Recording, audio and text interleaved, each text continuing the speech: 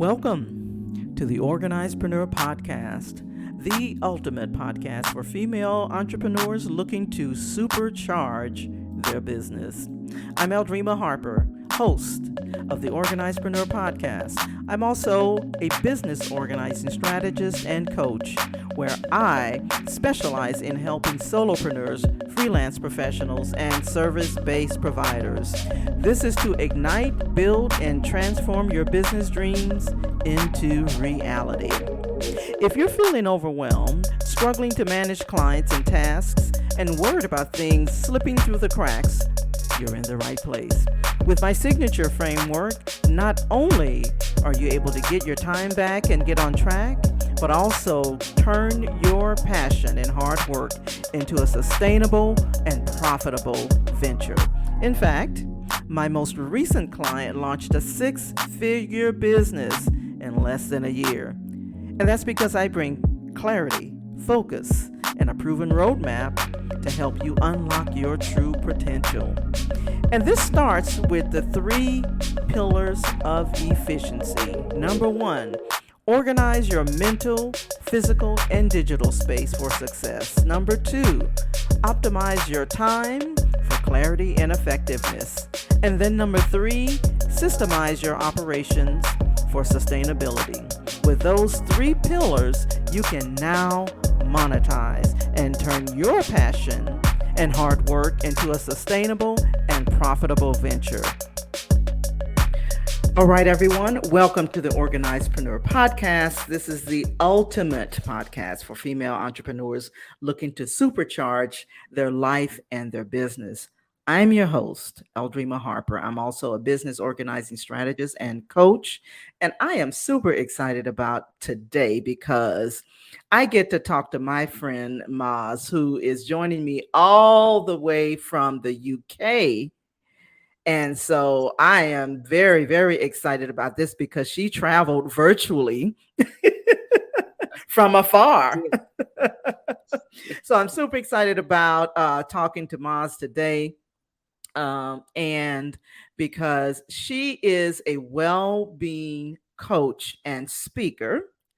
And so I've known Maz we met virtually. And so, because she's been attending our networking events. So I feel like I really, know her very well. Like if I saw her on the street, I'd be like, hey, Maz.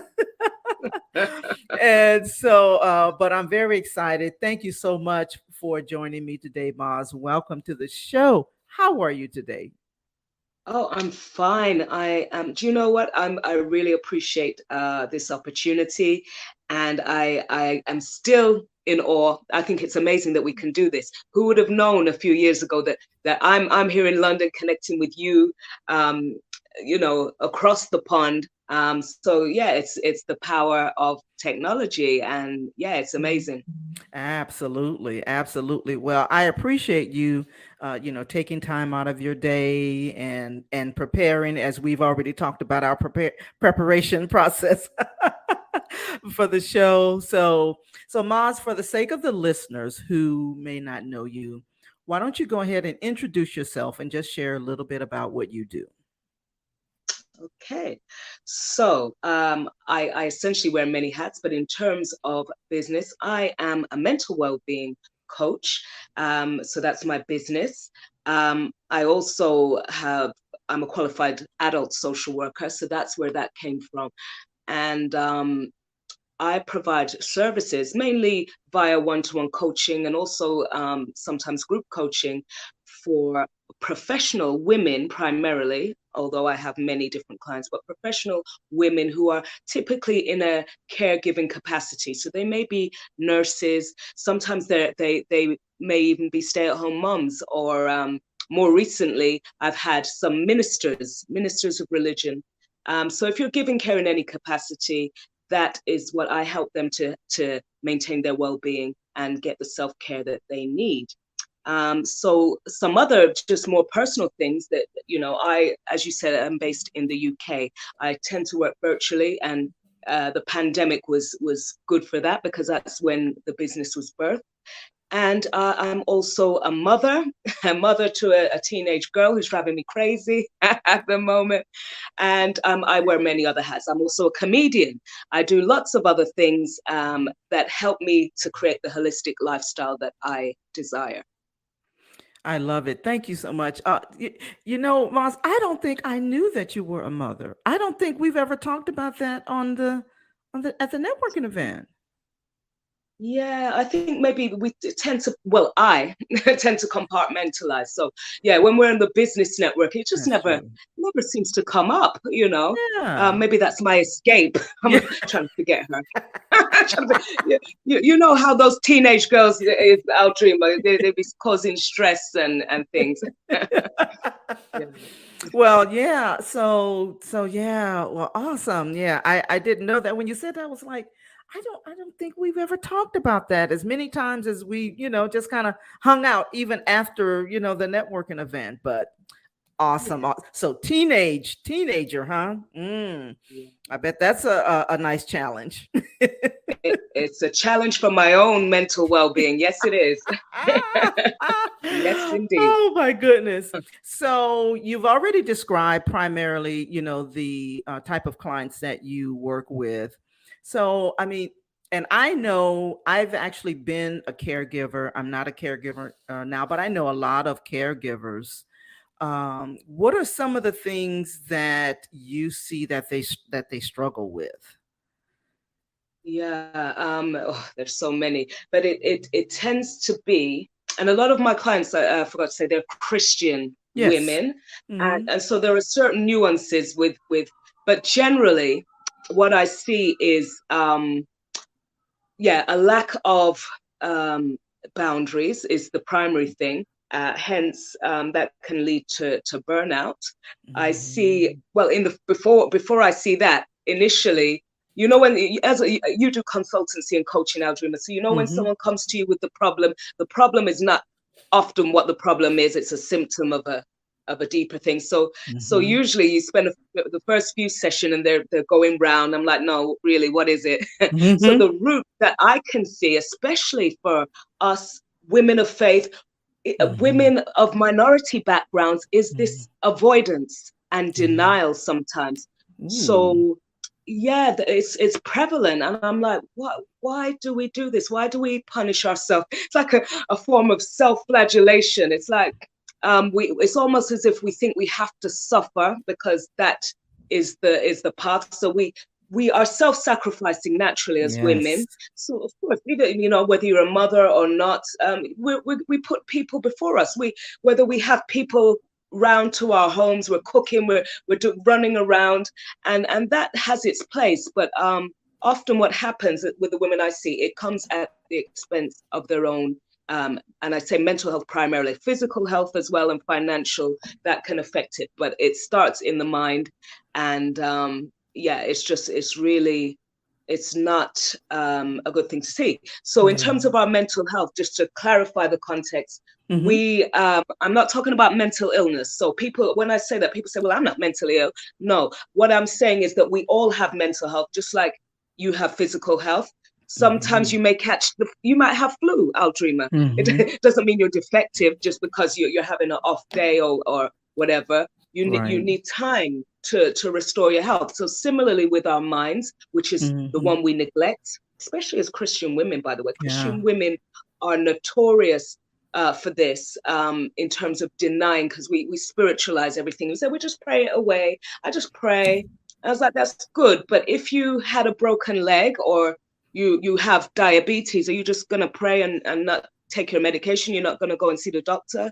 So we Hmm. need to learn to take appropriate action, just like we do with our cars. You don't let Yeah. the car run out of gas or oil or whatever. So yeah. Hmm. Yeah. I mean, you described so many things that I've seen, and even as I said, I had been a caregiver. I was a caregiver at a very early age. My parents who raised me, like about in junior high, I began being a caregiver, and so I didn't really know how, how to work boundaries, work that out. I didn't know what were safe boundaries. I didn't even understand, any of that. In fact, I'm just learning, maybe in the past 5 or 6 years, how to have healthy boundaries. And but you're so right about, sacrificing so much of your life, and a lot of times being made to feel guilty if you don't. Yes. I mean, and it's like, and I don't know, and here recently, like, my niece is she just recently, well, she's not a caregiver anymore because my sister passed away, which is, her mother, back about 3 months ago. And but she had been a caregiver since she was like 19, and she was a caregiver for her mother, her grandmother, her great grandmother. And I mean, it was like, when she and I talked about it, it was like 4 people she had been a caregiver for. Mm. And so she's just finding herself. She's got, children and things like that, but she's just kind of finding herself.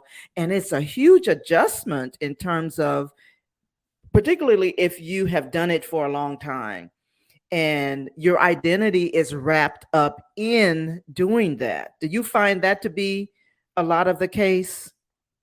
Yes, yes, Yeah, so much. Even for myself, and that's why I recognize it. And if that's all you've ever known, and that's what's expected, then that's what you do. We yeah, carry on certain traditions. My family are from we're from the Caribbean. I have Jamaican parents, and that is sometimes. And I know you talked previously on other podcasts about legacies and things, and some of the legacies that are left for us are not healthy ones. So it's again tied up in this notion of, well, we had to suffer, therefore you suffer. And it's just what yeah, we do. And I'm not saying you shouldn't. Of course, you should look after your loved ones. Yes, that's what we do. But there's something about um, martyrdom. It's yes, almost like, because if you're going to do it, have you noticed whenever we do something against our will, and it might be the right thing to do, but you can get resentful because it's wearing on you. You're yeah, tired. You want to do other things. So yeah, and that's what happens. You maybe you can't delegate. yeah, So that's what I do see that, as I say, it's a prevalence. I don't know about other communities, but what I can tell you in terms of our those of us from the African diaspora yes, is that we this is something that, and I've tried to pray about this and wonder what is it about us that keeps us with these ingrained shackles, because yes, it could yes, sometimes be like a modern day slavery that we just perpetuate. And um and, and and some of it does come from old colonial legacies, but I think that we are hardworking, we do all of that, and it's almost as if we do not have. Okay, I'll tell you what my some of my clients have said to me initially, because not everybody knows what coaching is, yeah, and they say, you my therapist? I'm like, no, that's not what I do. And I explain to them, and they're like, well, anyway, that is for only certain people, that's for wealthy white people, they'll say. Or mm-hmm, I'm like, well, everybody needs help. Are you going to just suffer because you think that's for a certain type of people? And then there's the notion of the strong black woman, because they feel that they have to be strong. And being yes, strong, I'd like to, their definition is different from mine, but because being strong for me involves seeking the help. I've got no shame, so it really right, helps me. I've got no shame, no pride, so I'll go and beg anybody anything that I need, because I'm not yes, going to starve or die because right, because I'm too embarrassed to know. And mm-hmm, also a similar parallel, Aldrima, that I've noticed in the Christian community. So, for example, if you ask for help, it's seen, and this is why I was even surprised when the pastor came to me. I was like, I need you, I need deliverance. But I get what she was saying, and it's this notion of, if I dare to step out and ask or anything, people see me as weak, or I don't have enough faith, and it mm-hmm, looks embarrassing. So mm-hmm. that's what I'm seeing a lot of. Yeah.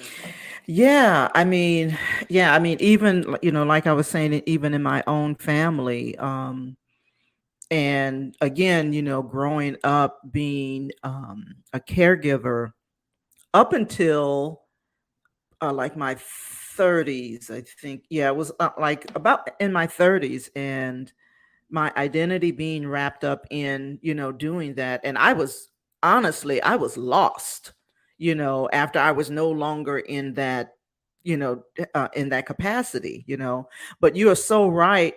And then it's funny you said that about, people of faith. Love my people of faith, but oh my gosh, we got a lot of we got a long way to go. And I have heard, people, well, you need to be, that was your mother, or that was your, that person raised you, and this, that, and going on. And then you start to feel guilty if you try to seek refuge, if you like, you want, like, I need a break, the responsibility of caring for someone, it's huge. And it is almost viewed as though you don't love the person if you Right. if you seek refuge. Kind of speak to Yeah. that a little bit. Did you want to say something about that? I mean, have you seen that as well? I've seen it, and that's why people come to me. I also work for an organization and do separate Christian coaching. That's aside Mm-hmm. from my own, but people come on there anonymously, and I always say, "Have you Mm-hmm. spoken to your pastor about this?" They're like, "No, I couldn't possibly," because people. This is the thing about shame. It Yes. literally can hinder every aspect of your life, and if we are creating, and that's part of the reason I come to your group. We need those safe, supportive Yeah. environments because we're doing, especially doing this business journey, where Mm-hmm. we can feel alone, we can feel isolated. There are certain expectation and standards that we are expected to fulfill.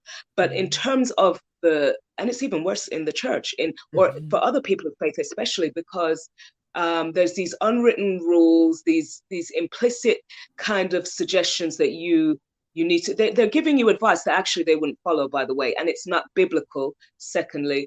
And it kills people. It can literally kill people, Aldrima, and it's not Mm-hmm. an exaggeration to say that. So I'm talking about people, who have been, that's your husband, but husband's beating up on you. He almost Mm-hmm. killed you the Mm-hmm. other time. Why are you telling Mm-hmm. people to stay with what? And they Right. never kind of speak to the man. They're just saying, you as the woman, you've got to submit, you've got to be, or in the case of, like you said, your mother, people have to realize that not everybody's mother or father are good individuals. And I know it says Mm-hmm. honor your mother and father, but some people have toxic, and some people's families are so self-destructive that that's their mission, to destroy you. So we have to Yes. acknowledge when we're in the midst of narcissists or addicts or other people who are going to steal our energy and put us in a position where we cannot operate in our business, in our lives, and we can't look after our kids because we are wrapped up. So it's dangerous. It's not just a nice thing to do. And I had to learn this because I guess what that's probably why I'm the black sheep of the family. But I had to learn to be uncomfortable with their, kind of whispers and, oh gosh, she's doing this, and all the accusations that come with it. Because Mm-hmm. my whole business is founded upon the scripture, and Mm-hmm. it's about where is it, in John 3, the 3 John 1 2, um Mm-hmm. about pray, when he's praying that we should have health, that we may Mm-hmm. prosper and enjoy good health as your Yeah. soul prospers. Yes. That's Yes. the plan. Yeah. Because if we Yes. don't, we know that our health is our wealth, and if we don't have it, we are effectively, we shouldn't ask people to be martyrs in that sense. Right. We shouldn't, because it's not productive. It's not Right. Yeah. helpful. Yeah. So let's not be martyrs, please. Yeah. Let's not be martyrs. Yes, exactly. I mean, oh my gosh, you have hit on so many things. And as I think about, people that I know, that, that's gone through that, and that, maybe going through it currently, if they're listening to this podcast, I pray that they really, heed to what you're saying, because it's so, like you said, it's so ingrained in us, as women, as Black women, as faith, women of faith. So many things are ingrained in us, and when we try to, and I heard what you just said, kind of overlook the whispers, and even sometimes it's not even the people that's whispering, it's the whispers that you hear that you think that Right. they're saying. Yeah. Yeah. you True. That's know true. and so, because you already know how they think about that, Yeah. and so it's Yeah. like they're, I know that that's probably what they're saying, because that's, what their attitude is, already, so it's really hard to process all of that. It just really brings on another level of stress if you really think about it. Because I remember, so when I was just sharing with you, I was a caregiver to my adoptive parents, and then but my biological mother, whom she did not raise me, but she recently passed. I was telling you about my niece, that's who my niece was taking care of. So Mhm. one of the struggles that I was having was that, because I always felt like, people were saying, well, my gosh, why, that's your mother, why aren't you doing this, why is it that your niece is doing this? Well, for one, she raised my niece, and my niece had the capacity to do it, right? Mm. And Yeah. so she comes from a nursing background. She's, there's a lot of giftings in her that over the years, she's developed, and she had the capacity to do it. And then the other thing was that, like you were saying, some of the toxic, relationships, Mm. was that, you know in my mother's case, she had experienced a lot of abuse, so Right. she was passing that on, right? And so in our relationship, I didn't know we were going to go here. I guess that's why you're the coach, and the it's like, okay, Mm. I feel comfortable talking to you about this. But a lot of that, when those things are passed on, and we had to actually deal with that, which we had not ever dealt with it before. My mother and I's relationship, we hadn't dealt with that before. So during the time as her health began to decline, and she needed, more care and things like that. And so, we had a conversation. I was like, I love you, but I'm not going to let you talk to me that way. This is, this is not how I want us to engage. Right. We can do better than this. And so from that point on, it got better.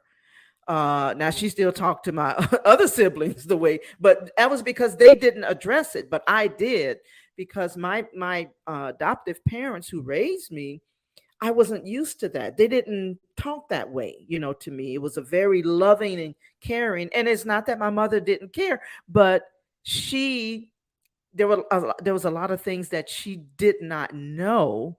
And I think it's the responsibility of the person who's the receiver of those toxic kind of habits to say, okay, I get that, this is how you handled, whatever it is, you've talked to whoever it is, you've this is how you've been doing life, right? But Mm. from this point on, if we're to have a healthy relationship, we're going to have to establish some boundaries. We're going to have a come to Jesus conversation. And it doesn't have to be ugly either, Right. and so we did, and we were able to, come to an agreement in terms of how we were going to engage with each other. Because the thing that I learned was that, you know, just because a person didn't know how to do better, or they were in a certain environment, does not give them permission to do that to me. Right. Exactly. And that's what Yeah. I had to come to. And when I was freed up, you know, to when I was able to express that, to her, because I know she loved me. That wasn't the issue. But her hurt was being, poured out on me, and I was like, no, we're not gonna do it this way. And so yeah, so it was yeah. I mean, I can so identify with so many things that you're saying. Did you have anything to add to that? Have you, experienced, some of those things too? Oh yeah, and that's exactly. I mean, I only talk about what I know about, and I've experienced it firsthand. And Mm, before I even was a coach, so I trained 16 years ago now as a social worker. So I always knew I wanted to work in mental health mm, services. And I quite like it because I was always fascinated. And I remember even my mother was a nurse, psychiatric nurse, and in those days mm. they had asylums where even if you didn't have a mental illness, they put you in there. If you were a deviant, if you were an unwed mother, they just put every everyone that society didn't want, they Yes. put them.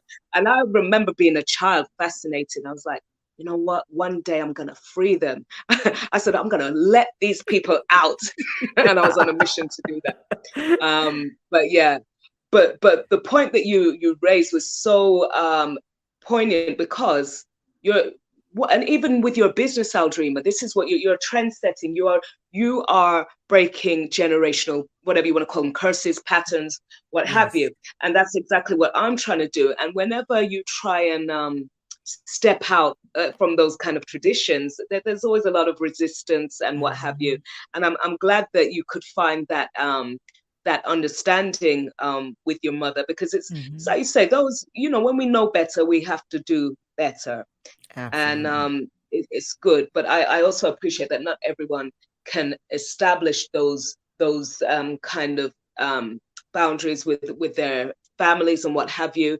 And Yeah. it's this, yeah. So it's as long as society will always tell you. You were mentioning before that your niece was helping, and actually it's like it's nobody's business. Why they asking you why you not mind your business? Because you know what's best, and Yeah. there's a reason for everything. Yeah. I never, I mean, even if you didn't have that good relationship, if you came to me or anyone said, well, I don't see my mom, or I don't have contact with my father, or Mhm. whatever, there's a reason, there's something, whether your Absolutely. perception is wrong or not. If I Yeah. tell you, oh, I'll dream it, if I shame you into it, Mhm. it's not going to be a healthy outcome for anyone. You're just going to hide Mhm. your behavior. You're going to be sneaking around. So I So don't true. believe in that. But we have to stop. Yeah, because even in the church, like I said, the scriptures that are used to get honor your mother and father. But what does that look like? Does that mean I'm going to continue to be abused? To submit to your Right. husband, okay, so he can push me down the stairs? Right. What does it actually mean when we say these things? And let's not misinterpret the Yeah. meaning, because we are not. Um, and there's abuse that goes on in the church as well. Spiritual. I'm Yes. not talking about general church hurt, Right. Right. Right. where like Sister Beverly took your pot and she didn't give Right. it back. I'm talking Right. about Yeah. proper abuse, where the Yeah. pastor be using scriptures to try and sleep with you, or Yes. he's trying to get you all your money. You know those Yeah. ones, and this is more prevalent. And because, as the scripture says, my people perish for lack of knowledge. So Yeah. we do need to be educated. And I'm surprised, even when I go into churches and various places talking about this, especially this general issue about our well-being, Mhm. people are still like, oh, what? And I'm like, isn't this common knowledge? You didn't know that? You didn't know that this is wrong and this Yeah. is, you know? Yeah. But that they obviously don't. So that is why people continue to act. And just a final thing that I'd say about that, for those of us in business. So Mhm. when we think about our mental health and well-being and our spiritual well-being, it's the very traits we have, our dreamer. So some of us, not me, I'm not perfectionist. Well, I'm of like, oh, course. that will do. Yeah, yeah. But some of us have traits like we are creatives. We Yeah. might be really passionate about stuff. We have great leadership skills. We're high Yeah. achievers. And it's Mm-hmm. those very skills that make us susceptible to poor mental health and well-being. Yeah. Because when in the beginning stage, you're just starting the business, and we're living in a society anyway that promotes that hustle culture. So Mm-hmm. we feel the need. We push ourselves, and I'm not saying that's wrong. There's a place for that, but Mm-hmm. not when you're compromising your own health. When you are verging on burnout, as Mm-hmm. you cannot pour from an empty vessel. So we Yes. have to be careful. And that's why I keep saying everything starts in the mind. We Yeah. have to be aware of like you said, it's a mindset thing. Your Mm-hmm. body actually will even tell you, give you signal when you're pushing yourself too hard, or you know, your body's telling you. Mm-hmm. It's telling Yes. you. And if you can't function, how are you going to run a business if you laid up in bed because you're severely depressed, or your just body is fatigued? Yeah. And it didn't need to be that way, because if you were more aware, you could have managed that. You could have managed the resources that you had. So Yes. that's all. It's just about awareness, really. Yeah. So you said that, so you speak at different churches and things like that too? Yeah, occasionally, not to the, Occasionally? they don't invite me back I was after a while. that was my But next question. no, just I mean, not necessarily on a professional, but just like when it's mental health awareness, or if they always get me, if there's someone who they think is bizarre or deviant, it's like, oh, Maz, can you speak to them? I'm like, why me? Why I gotta go and speak to them? But yeah, and it's because people feel uncomfortable. Yeah. They feel it's still taboo, and they're like, oh gosh, she's a bit, so Mhm. yeah, all of that stuff that Yeah. goes on. Have you found that once since COVID that this, mental wellness, mental well-being became a little bit more prevalent? Have you found that to have been the case or not? I'll tell you the truth. It's been happening for for decades and Yeah. decades. We're just taking notice now. It's a trending Yeah. topic. We got people like Prince Harry today, and it's almost become a badge of honor with some people. So, some people want to come in. Oh yeah, So you hear people say, "I'm a bit bipolar." I'm like, no, you're not. Stop saying that. Yeah. People just because it's fashionable. But for many years we've been struggling with when we think about during the war, our armed forces. Yeah. How many of them came back? When you go through Yes. certain types of trauma, and Yes. it's like, Yes. what's that saying? What unresolved trauma? Yeah, what is not solved gets transferred. I've forgotten who says that, but it's Mhm. true, and it speaks to the Yeah. generational patterns, because we know that it's things like, even me growing up in the Jamaican household, even living out there in Jamaica as a child, it was very much a case of, and children should be seen and not heard. Yes. Don't speak, don't cry, don't. I even got told, don't smile. If you smile, people will think you're weak. All this Oh, kind of nonsense, wow. and money Yeah. mindset. Yeah. We don't talk about money. That money, I have no money. You should have no money, and you shouldn't want nice things. Imagine. So it took me years to unlearn all the nonsense. And Wow. even now, some of those family members still. I'm like, have you hurt yourself? Are you okay? That's Right. ridiculous. What you're Yeah. saying is ridiculous. But of course, Wow. like you said, Aldrima, at the time we don't know that. Yeah. It's just how we've been raised, and it's the environment. We see people suffering, and we think, well, that's the path for me. Right. And I'm actually saying no. I Right. say no more of that. Thank you very much. If I'm going to suffer, it's not going to be because of you Right. or any other Exactly. this nonsense. Yeah, I got to Yeah. suffer for something else, having a good time. Yeah. But no, but in answer to your question, it's come out more. So it's always been there. And like you say, the pandemic, what that did was just bring it to the surface. Yeah. It made us rethink, because even us in business, when our identity is attached to what we do, when you go to a dinner party or something, someone says, "Oh, what do you do?" Yeah. We think that the thing we do is us, and it's not. Um, it's you're not just a mother, you're not just a business owner, you're Yes. not just any of these things. So that Yeah. is why when we were locked down for all that time, we begin to question. Some of us were having existential crisis, and we start to think, who Yes. am I? oh my gosh, what have I got to show for my life? And Yeah. that's why you have this great resignation, because people are rethinking Yes. how they want to live their lives, and rightly so. We should always Mhm. take a audit of our Yeah. lives and see, are we keeping our goals? Do we have Yeah. any goals? Yeah. So that's what I saw. So people are still in denial, but people feel more free to talk about it now, and that's a good Yeah. thing. Yeah. Yeah. So that brings me, that's a good segue into my next question. What are some things that people should do when, because we've talked about the challenges and some of the, things that, the symptoms and, all of that. So what are Mm. maybe like three things that when people find themselves in those type situations, what are some things that they can do,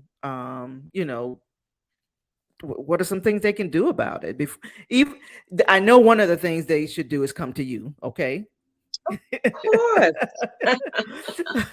I But what are some mean, things that, what are some tips that you can provide for the listeners? so there are a few. I mean, the first step to any issue that we're going through is acknowledgement, because even before you can accept it, you have to acknowledge, I have a difficulty in this area. It's those things that we don't tell anyone, and we want to, especially as business owners. So you're an overachiever. Mhm. There's certain things, and that's great on the surface, but is that coming from a place of trauma? What's that about? Why you keep work until 2 in the morning? What are you avoiding something? Just ask, be Mm. curious. It might be fine. Maybe it's just what you do, but ask yourself, because you'll know in yourself when something is not right, Yeah. and you'll know it usually before other people do. But so acknowledge it and seek help. And when I say seek help, from not just you have to go to the right places, you know. And I know some people, there's some on, you have to be careful with online stuff anyway, but whether Yeah. you can't go to your pastor or you have a trusted family member, talk it through first. Yeah. You might even just journal. When I didn't have anybody to talk to, that's what I had to do. And it's refreshing to look back over the years. And I was like, gosh, did I say that? Is that how I was really feeling? But it's just useful, because what it does is provide a blueprint for the next time. Because what's that saying? You're either in a crisis, or you're getting Mm. ready to go in a crisis, or Right. you're going through it. So it's Yes. gonna always come around. You're never, Hmm. yeah, you have your times where you're up on the roller coaster, and it's like, yes, but be mindful that there will be some challenges. Yeah. And like I say, for those of us on the entrepreneurial journey, is and that's what it is. It's, no one told me. I didn't know. I thought, I'm going crazy. The highs and lows of emotion, like I Yeah. say, the isolation, because not everybody understands your vision when you're trying to Right. birth this thing. And Yeah. then you're all alone with it, and then you start to think, is it worth it? What am I doing here? You want to give up every other day, so you don't want to get out of bed. But yeah, it's just having, and that leads me on to the second point, having that safe community. You Yeah. provide some of those spaces, Yeah. Aldrima, which is excellent. Hence why, how long has it been? Nearly over 3 years anyway. Yeah. I've been coming, and I Yeah. never. That's how I know God's working on me, because I never, ever, ever would go to something like that. Be like, oh, it's just a bunch of women. These women just chatting, Just talking about business. I cackling ain't got no women. business.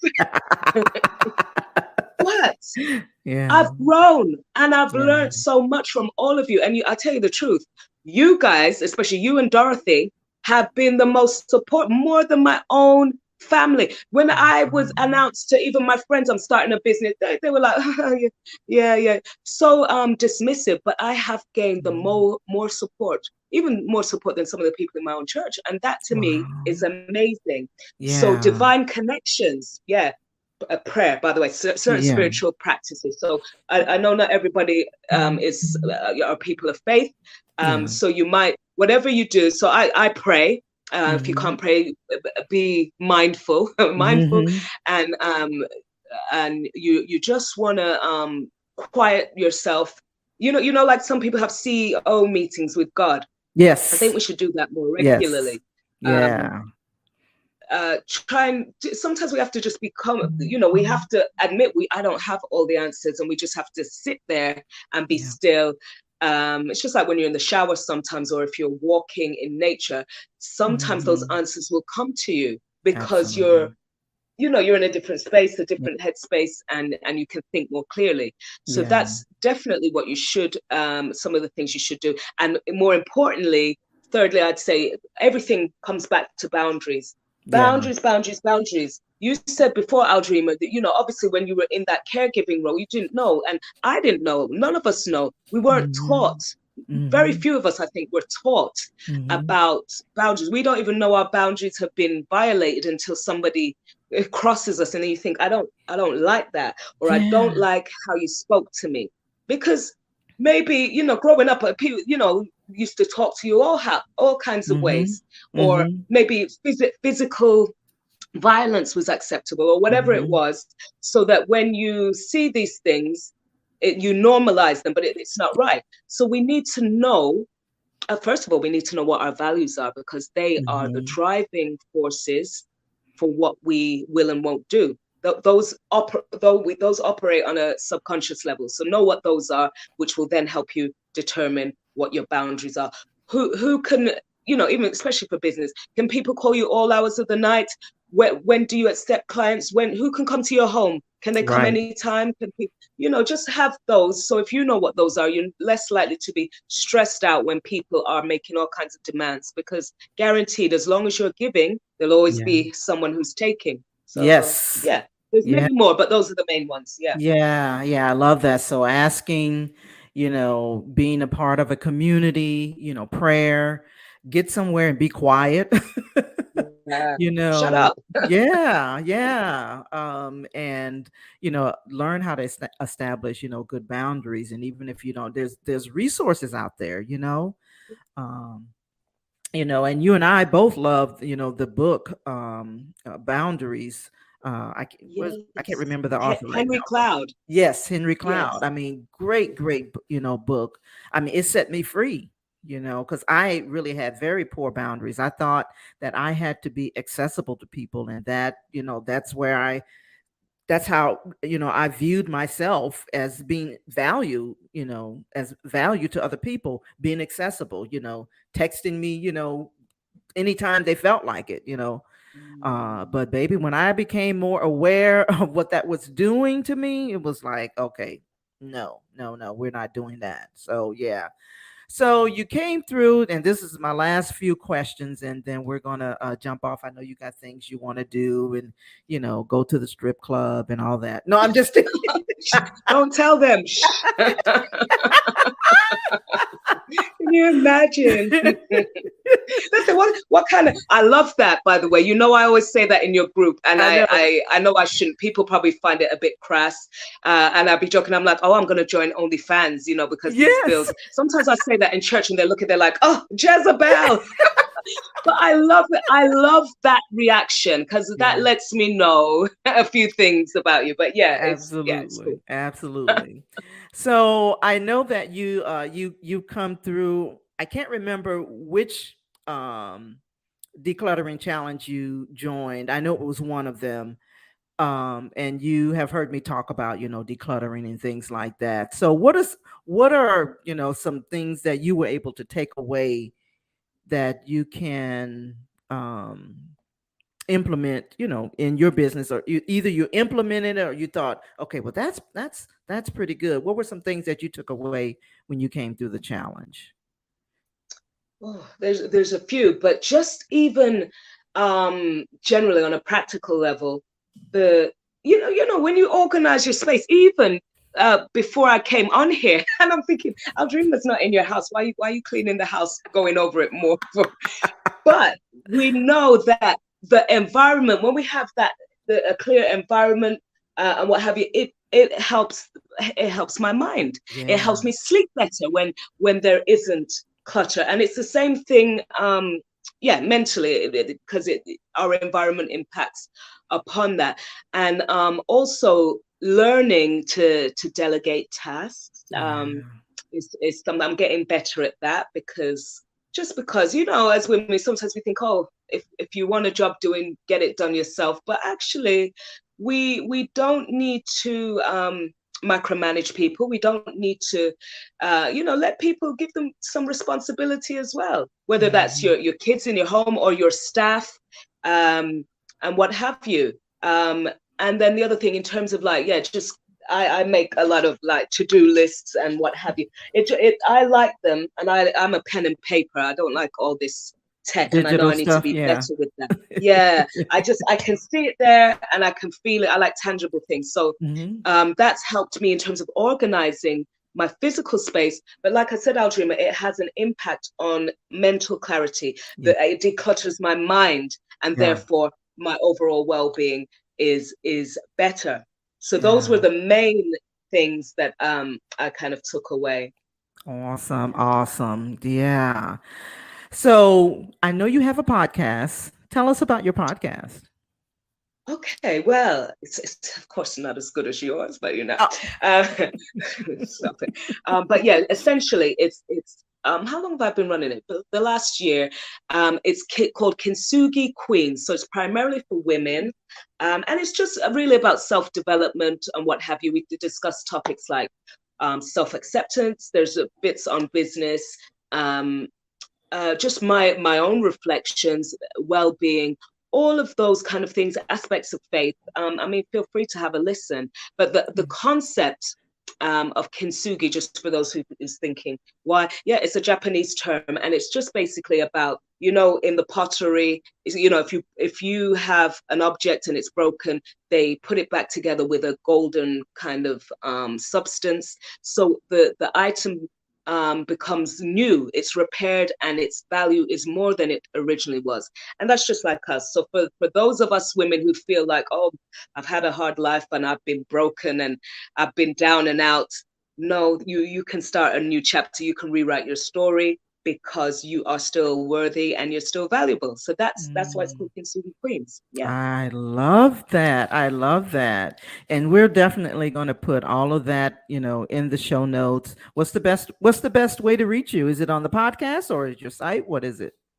I would say the podcast, because my website is under construction. But Okay. for those, feel free to come on the podcast, or I'm on LinkedIn, Maz Alexander. I don't so much use Facebook or Instagram, but if it's Maz Transformational Coaching. If you did want to find me there, so Yeah, thank you. yeah. We'll definitely put the links to that in the show notes. Well, Maz, I know I've been calling you Maz. I know it's Maz, but Maz sounds really Yeah, cool. So, it's and you've been okay with letting us call you Maz. call me what you want. That's fine. Yeah, And it's so, it's the ones in the South. They say it differently, and I know like some of the like others, like some New Yorkers, they'll say it different. But I respond to most things. That's fine. the topic itself cannot be covered in one podcast. So, Mm. but so I may have to have you back on for part two. Yeah, if you behave yourself, of course. Okay, Yes. I'll see. I'll try. Yes. Well, again, thank you so much for being on the show. So, those of you who are listening to this podcast, make sure that you connect with her. All of the information will be in the show notes. Um, Check out her Maz's podcast, connect with her on LinkedIn, and she's going to bless you for sure. So, with that said, we're going to say goodbye. Any last thoughts that you wanted to share, Maz, or what? I just want to encourage everyone, please do not suffer in silence. Mm, Please do not, talk to somebody. You're not alone. That's yeah. it. Love it, love it, love it. Thank you so much. Start by listening and subscribing to the podcast. Simply go to organizedpreneurpodcast.com. And also check out the freebies available, including a free training at theorganizedpreneur.com. So you ready? Let's go.